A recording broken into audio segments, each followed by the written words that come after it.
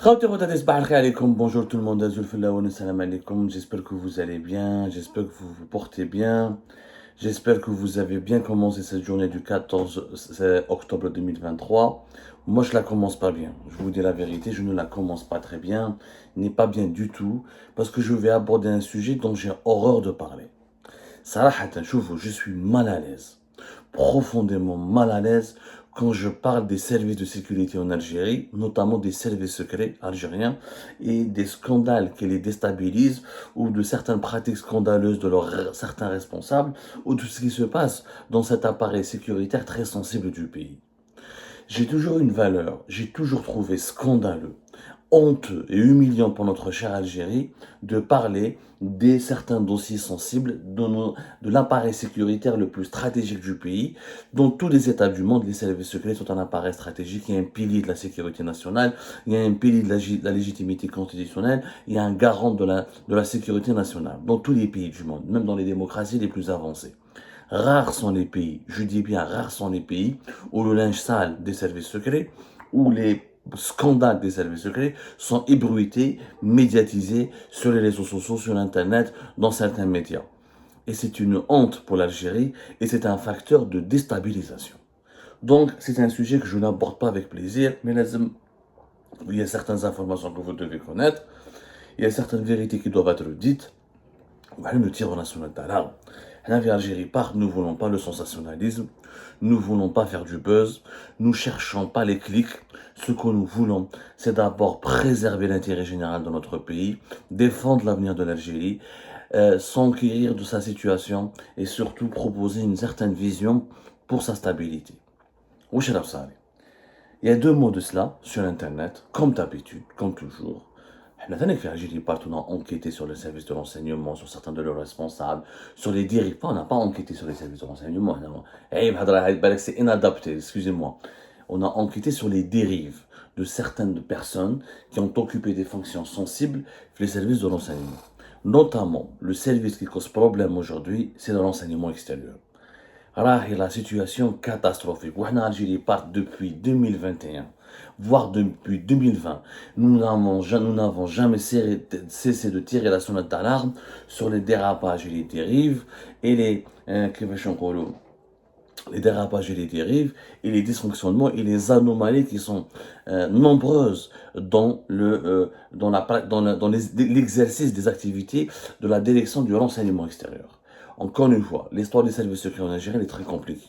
Avant, il y avait le DRS, après, il y a eu la réforme de 2013 qui a mené la réforme de 2013 qui a dans les premières pistes de réflexion ont commencé juste après la prise d'otage de Tiken Tourin qui a été vécue comme étant un échec par l'Algérie en 2012. Moraha, donc, à partir de 2015, le départ du général Taufer, il y a eu donc comment on appelle ça, une nouvelle réorganisation des services secrets, une nouvelle organisation des services secrets algériens, où tous les organismes qui ont été subordonnés ou la placés sous la tutelle de l'ex-DRS, le département de renseignement de sécurité, qui est depuis le début des années 90 l'intitulé des services, la super agence qui regroupait toutes les directions des services secrets en Algérie. Fin 2015, on y a eu la fameuse DSS, la direction des services secrets, où là, certains l'ont appelé ensuite la CSS, la coordination des services secrets. Et l'Algérie avait depuis fin 2015 trois grandes directions.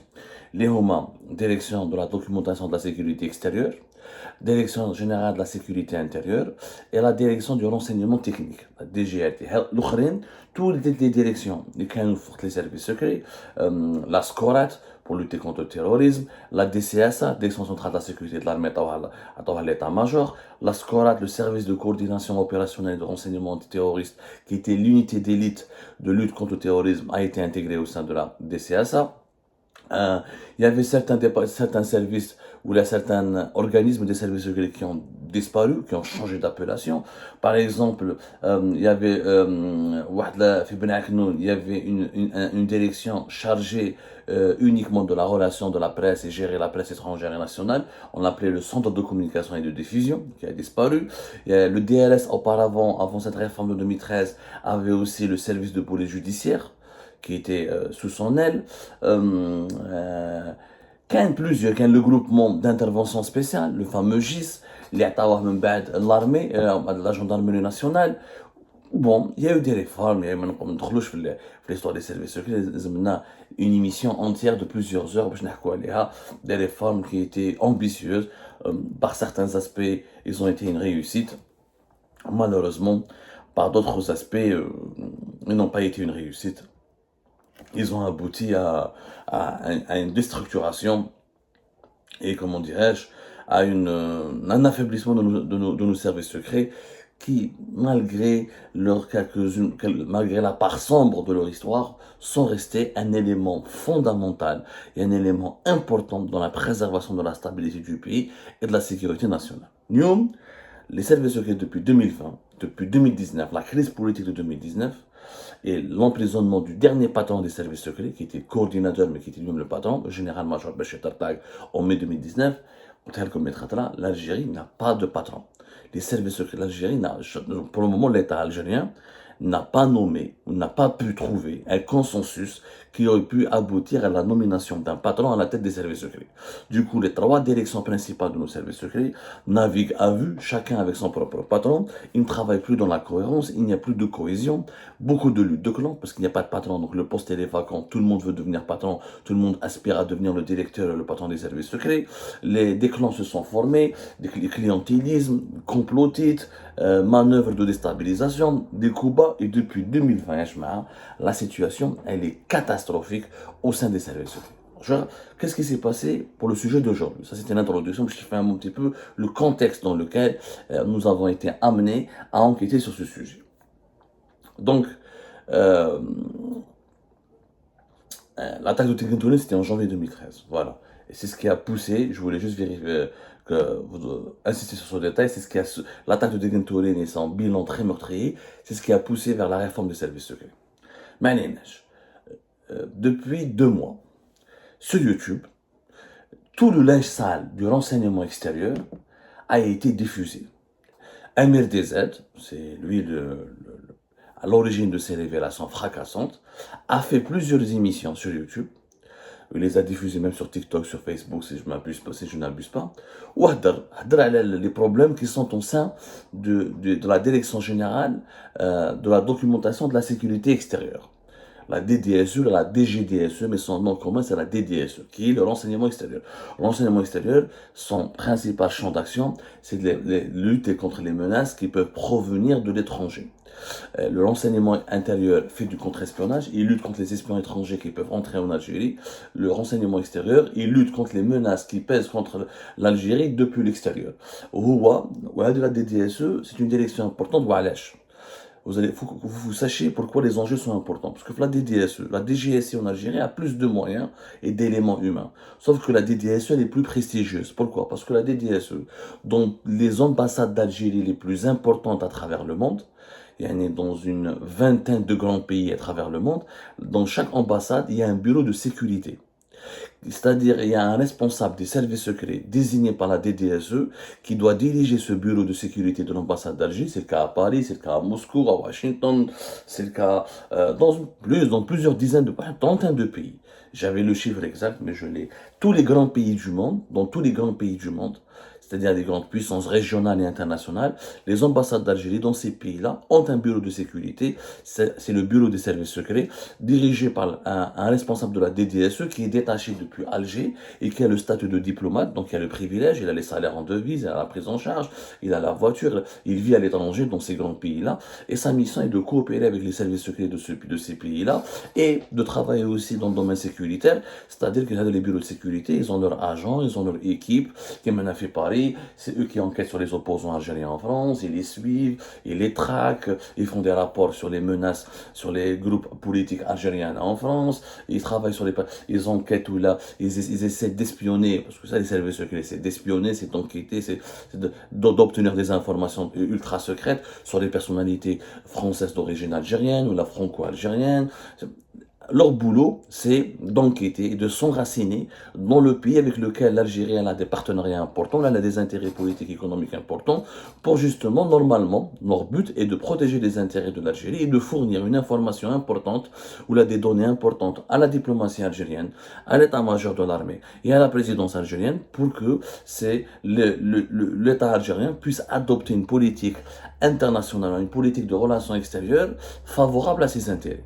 Pour avoir une politique, quand tu traites avec les pays étrangers, si tu ne connais pas les décideurs de ces pays étrangers, si tu connais pas les groupes d'influence, les lobbies les plus importants de ces pays, si tu connais pas qu'est-ce qui se trame dans les coulisses politiques de ces pays-là, si tu sais pas comment ta diaspora se comporte, ou là, comment elle vit, ou là, qui sont les esprits les plus brillants, ou là, qui sont les connexions entre la diaspora algérienne et les politiques et les services de sécurité de ce pays-là, bah, tu pourras pas établir une politique internationale digne de ce nom. Donc, c'est pour ça que la DDSE, c'est une branche prestigieuse. Sauf qu'il y a 2 mois, ça fait 2 mois, MLDZ a révélé des scandales. Les scandales impliquent un haut responsable, le colonel Mouad. Le colonel Mouad, d'ailleurs, son véritable nom a été dit. Je vous l'ai dire. Est-ce que vous avez vu des Marocains, des Égyptiens, des Saoudiens, ils sont pourtant des opposants à l'étranger, oui, là. Est-ce que vous avez vu les Marocains, est-ce qu'un opposant marocain, il connaît le nom des colonels de ses services secrets? Rarement. Rarement vous voyez des révélations sur les services secrets marocains. Des révélations où les noms des agents et des hauts responsables sont donnés. Parce que dans les services secrets, c'est des noms d'emprunt, c'est des noms de code. Et les personnes sont censées être protégées parce qu'ils risquent leur vie, notamment quand on est dans le renseignement extérieur. Ils sont appelés à faire des missions à l'étranger, des fois des missions clandestines, secrètes. Quand on révèle leur nom, déjà là, on les met en danger. Donc, le colonel Mouaz, son nom a été révélé, soit Zergin, originaire de Tebessa. Il n'est pas de l'enseignement extérieur, il a fait sa vie de renseignement militaire. Il a été parachuté depuis l'arrivée de Mehmet Djebbar, le général Mehmet Djebbar depuis 2022, c'est lui qui dirige la DDSE. Il a été parachuté à la tête de la division, l'une des divisions les plus stratégiques du renseignement extérieur, la division anti-subversion ou la cellule anti-subversion. La cellule anti-subversion, elle est censée lutter contre les mouvements subversifs ou d'identifier les éléments subversifs depuis l'étranger qui pourront attenter ou menacer la sécurité de l'Algérie et sa stabilité. Malheureusement, depuis la crise politique de 2019, où les opposants, les éléments du Hirak, les activistes du Hirak, les journalistes exilés, où ils sont considérés comme des subversifs. Et au lieu que cette cellule ne s'occupe des menaces représentées par des organisations étrangères, par des lobbies étrangers, par des mouvements étrangers, ou par des décideurs étrangers qui ont pactisé avec des adversaires stratégiques de l'Algérie, cette cellule anti-subversion est devenue spécialisée dans 95% de ses activités dans la traque, la recherche, la manipulation, la déstabilisation des opposants politiques algériens.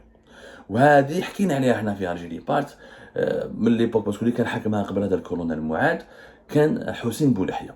صراو des révélations sur lui, ou Ahmed Dezad, il a raconté كون المعاد سي بوان يترافيكي وداروا له غولاسيون مع هضروا قال لك بلي سعيد بن سديره وكون المعاد هذا هو اللي مدلو في لي زانف داروا اون سيري دو ريفيلاسيون à laquelle Algérie, ces révélations ne m'ont jamais intéressé à Algérie Part parce qu'il n'y avait pas d'intérêt public.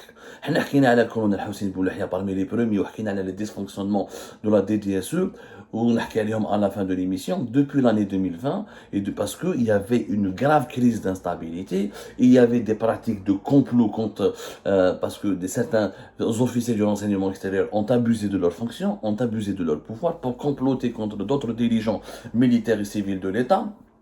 Ils ont manipulé même certains relais, certains opposants à l'étranger et certains médias à l'étranger pour diffuser des informations fallacieuses et manipulées. Sur Algérie par taper, DDSE, Hossein Boulahia, général Major Mahfoud, on a fait plusieurs révélations là-dessus. Les dernières révélations ne nous intéressaient plus parce que quand j'ai essayé de confirmer, j'ai vu qu'il y a une véritable guerre de clans. Je ne guerre de clans. Je n'appartiens à aucun clan. Je n'appartiens à aucune mouvance. Je n'appartiens à aucune tendance.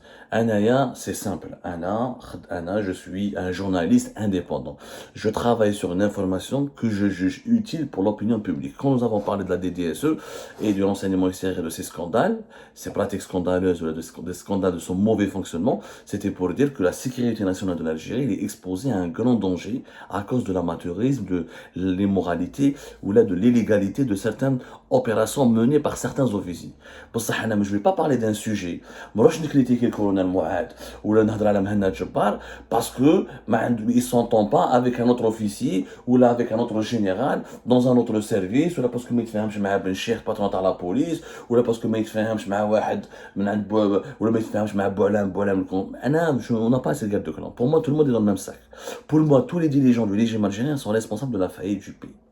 Qu'est-ce qui s'est passé? Donc nous, on ne s'est pas intéressé parce qu'on a compris, on a déterminé, on a prouvé, on a obtenu les informations on a recoupé, on a compris que c'était une guerre de clans. Hada, Jma'at Boualam, contre Jma'at Mahna Jabbar.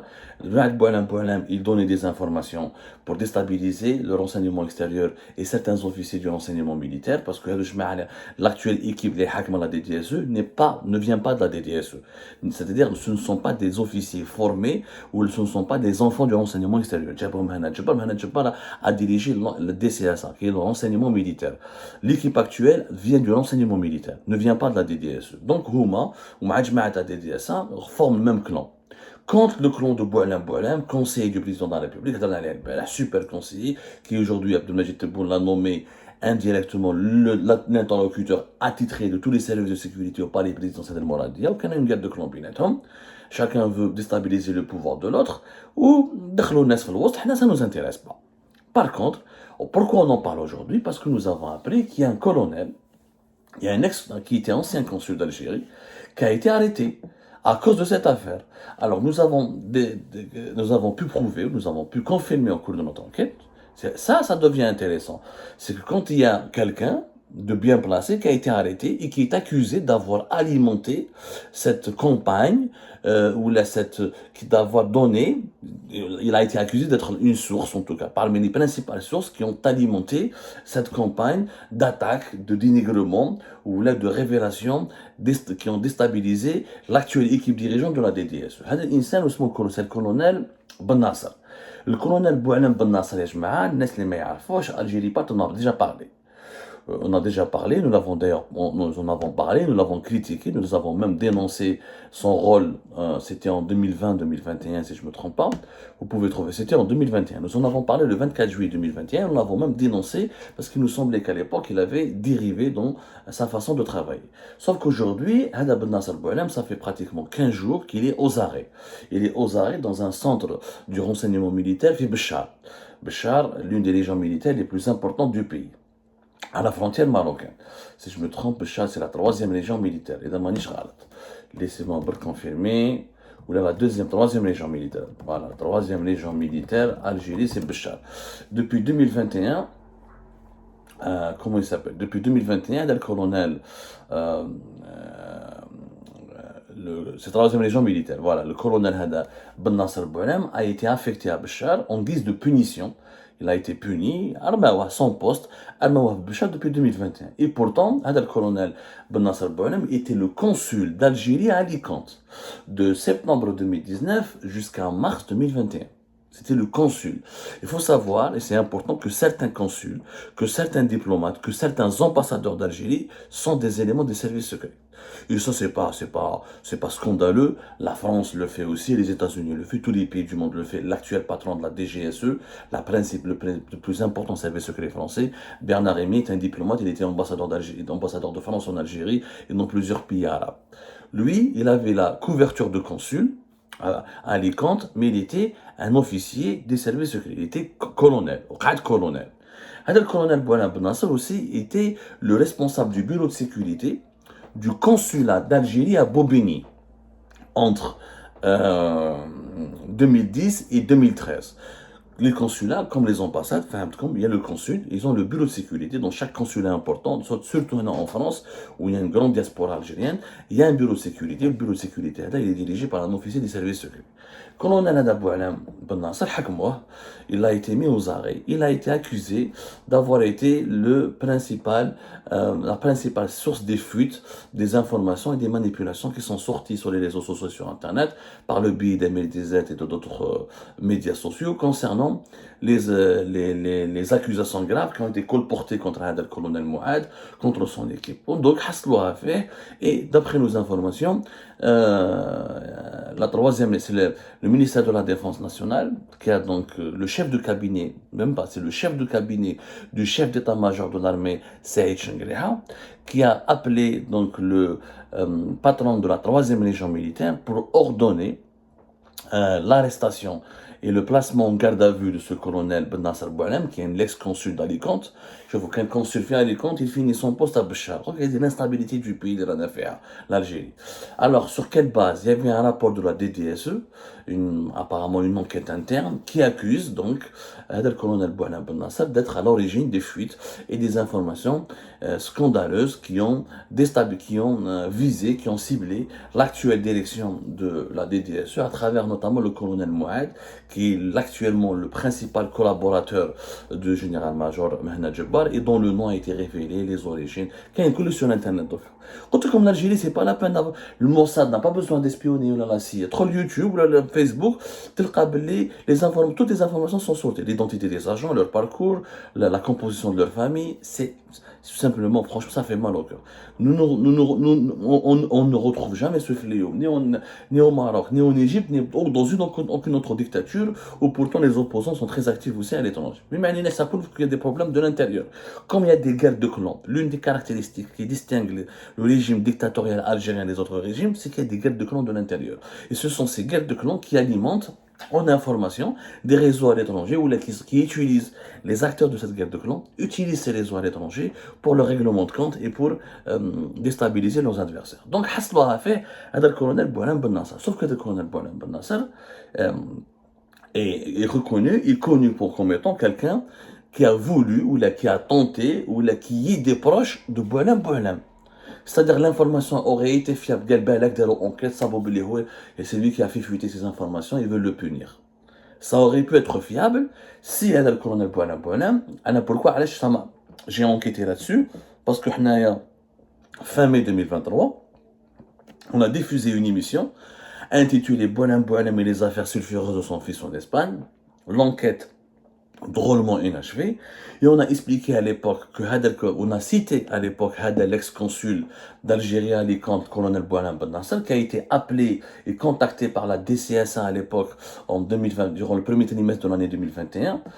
Kaloulou, tu viens, tu témoignes contre le fils de Boualem, parce que le fils de Boualem, le conseiller actuel de Tebboune, qui cause problème pour certains lobbies de l'institution militaire, ou pour certains lobbies de l'État, certains pour le clan Chengriha en tout cas, et pour le groupe des officiers militaires, de renseignement militaire et pour les services et pour l'ensemble des services secrets, Boualem cause problème parce que c'est un civil, un magistrat impliqué dans des affaires de corruption, manipulateur, et c'est lui qui pousse Tebboune à commettre des conneries et des dérapages, et son positionnement, Tebboune il a voulu le placer à la tête des services secrets. Il a voulu tout simplement que les dossiers, maintenant, Tebboune veut que les dossiers secrets de défense, que le dossier des services de sécurité, notamment les dossiers des services secrets, du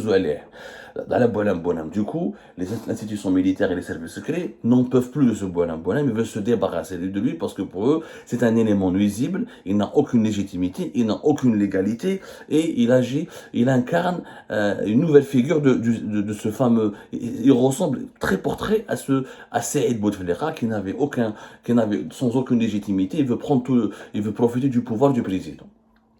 Sauf que, le colonel Boualem Ben Nasser a été cité dans cette affaire-là. En 2021, on lui a demandé de témoigner contre le Boualem, et on lui a demandé de faire un témoignage qui visiblement était faux, parce que le fils de Boualem avait un fils, Atolo Nourdine, qui a été expulsé de France pour des actes de délinquance, des actes de délinquance au niveau d'une ville en Normandie qui s'appelle Caen. Boualem a dû organiser sa fuite pour qu'il ne fasse pas de la prison en France. Il a été hébergé, il a résidé en Espagne, momentanément avant qu'il revienne en Algérie. Pendant son lieu de résidence en Espagne, ils ont cru, une enquête a été ouverte par le renseignement militaire. Ils ont demandé donc l'aide de l'ancien consul d'Algérie à Alicante, le colonel Boualem Ben Nasser, pour confirmer certaines informations qui ont en relation avec des activités d'enrichissement illégal, de corruption et même de trafic de drogue du fils de Boualem. Boualem Ben Nasser n'a pas voulu témoigner. Je ne suis pas sûr de ces informations, je n'ai pas la preuve, je n'ai pas vu de preuve, je n'ai pas d'éléments concrets. Donc il a refusé. Depuis qu'il a refusé de témoigner contre Boualem, l'équipe des dirigeantes actuelle et des DSE, elle veut se venger contre lui. Si visiblement, cela est le problème. Parce que le Ken, pourquoi s'acharner contre lui alors que déjà il est à Bchar son poste, en plus il a refusé de témoigner contre Boualem, donc on a l'impression que parce que tu soutiens Boualem, parce que tu as refusé de témoigner contre Boualem, donc ils l'ont suspecté automatiquement d'être à l'origine des fuites d'informations et des révélations qui ont porté préjudice à la direction actuelle de la DDSE. Je voulais, encore une fois, on n'est pas dans l'investigation. On n'est pas dans... Quand on arrête quelqu'un, il faut l'arrêter sur la base de preuves. Et l'enquête doit être rigoureuse et indépendante. Elle ne doit pas être liée à des intérêts claniques, politiques ou des intérêts personnels. Donc, il a Boualem parce qu'il a refusé de témoigner, ou de faire un faux... il a le colonel Ben Nasser Boualem parce qu'il a refusé de... Boualem Ben Nasser, parce qu'il a refusé de témoigner contre Boualem, de donner un faux témoignage contre Boualem, aujourd'hui se retrouve donc dans le collimateur et on essaie de se débarrasser de lui. Ce genre de pratiques sont scandaleuses. Ils affaiblissent les services secrets. Il y en a marre de ces guerres de clans. On en a marre de voir ces clans qui se constituent, qui se déconstituent, qui se forment, qui se déforment, toujours en utilisant les institutions de l'État, les prérogatives des services de sécurité pour faire des coups bas, pour des complots, pour des manœuvres, pour se déstabiliser les uns les autres, pour torpiller les efforts, pour torpiller les collègues et les autres officiers. Ça affaiblit le pays. Et ça fait de l'Algérie un pays fragile qui peut facilement faire l'objet d'une agression étrangère. Comment ces gens-là peuvent défendre le pays alors qu'ils s'entendent même pas entre eux? Comment les institutions sécuritaires les plus fondamentales, les plus stratégiques de l'État pourront défendre le pays si بيناتهم ما يتفاهموش? Donc, d'après nos investigations, le colonel Boualem Ben Nasser aux arrêts, pas encore une garde à vue qui dépasse les 15 jours. Là, même quand on arrête un terroriste, on ne peut pas le garder plus de 15 jours. Pourquoi? Qu'est-ce qui se passe? Est-ce que c'est réellement lui qui a donné ces informations, la MLTZ ou les autres? Et pourquoi au sein de la DDSE il y a un malaise? Parce que nous avons confirmé qu'il y a un malaise qui a commencé avec l'arrivée d'une équipe de renseignement militaire à la tête de la DDSE. La DDSE, elle est dans une situation chaotique. Moi, j'appelle, il faut qu'il y ait une enquête. Il faut absolument que l'état-major de l'armée, avec la présidence, ait donné une commission d'enquête pour enquêter sur les origines du malaise. La DDSE, je rappelle qu'il y a eu 4 patrons différents depuis 2020. Alors, général-major Mohamed Bouzid, qui est en prison depuis septembre 2021, a dirigé la DDSE de janvier 2020, de mai-avril 2020 au 20 janvier 2021. Djamoura, général-major Nourdine Maqri, qui est général Mahfoud, de janvier 2021 au 15 mai 2022. Mahfoud كان مريض, il était malade, كبير, il n'arrive même pas à bouger, à marcher. نحاوه. Djamoura, général-major Lekhan Mjdoub, de mai 2022 au juillet 2022 بدلوه parce que Lekhan Mjdoub قالوا له تروح l'extérieur, تروح l'intérieur. Celui qui dirigeait le renseignement intérieur, général-major Abdelghani Rajdi, Djabo l'extérieur. Abdelghani Rajdi est resté de juillet 2022 jusqu'à septembre 2022. Il était malade, il était sous pression. Saïd Chengreha voulait sa tête, il voulait pas de lui en fonction parce qu'il était soupçonné, parce qu'on le suspectait d'être trop proche et trop fidèle à l'entourage d'Abdelmajid Tebboune. Ensuite, l'entourage d'Abdelmajid Tebboune s'est retourné contre lui. Le contexte et les dessous de la chute d'Abdelghani Rajdi, Djabo Manajabal depuis septembre 2022. Calculé. Depuis 2020 à 2022, 4 directeurs différents. Bouzid, général-major Mohamed Bouzid, Youssef, Mahfoud Ordine Maqri, Lekhan Mjdoub, Abdelghani Rajoub, Henna Djoubal, 5 généraux en 2 ans. C'est quand même n'importe quoi. Comment un pays peut rester stable? Comment un pays peut conserver sa sécurité nationale et se protéger contre les menaces extérieures quand son principale agence de renseignement, qui est le renseignement extérieur, est déstabilisée à ce point et instable à ce point? Et on a marre de ces guerres de clans. Est-ce que le colonel Boualem Ben Nasser va être relâché? Est-ce qu'il va être inculpé? Est-ce que c'est lui qui est à l'origine des fuites? Est-ce qu'on lui reproche d'avoir défendu, de vouloir défendre, de vouloir se rapprocher de Boualem?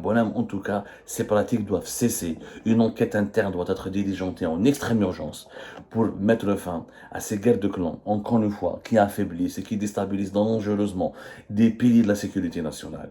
On paiera cash un jour le prix de cette instabilité et de cette politisation excessive de nos services de sécurité et cette clanisation excessive de nos services de sécurité.